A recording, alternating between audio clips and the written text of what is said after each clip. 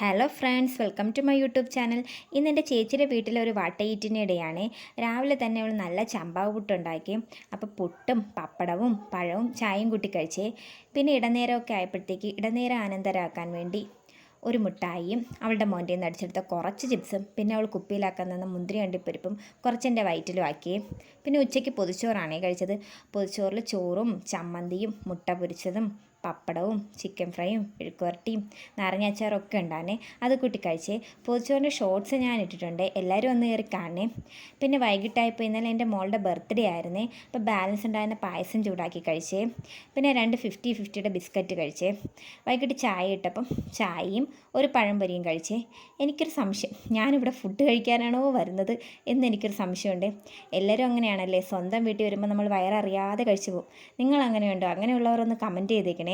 പിന്നെ രാത്രിയായപ്പം ചോറും ചിക്കൻ ഫ്രൈയും ചമ്മന്തിയും അച്ചാറും മെഴുക്കുവരട്ടിയൊക്കെ കൂട്ടി കഴിച്ചേ. അപ്പോൾ ഇത്രയേ ഉള്ളൂ ഫ്രണ്ട്സ്. Thank you. എല്ലാവരും എൻ്റെ ചാനൽ ഒന്ന് സബ്സ്ക്രൈബ് ചെയ്ത് സപ്പോർട്ട് ചെയ്തേക്കണേ.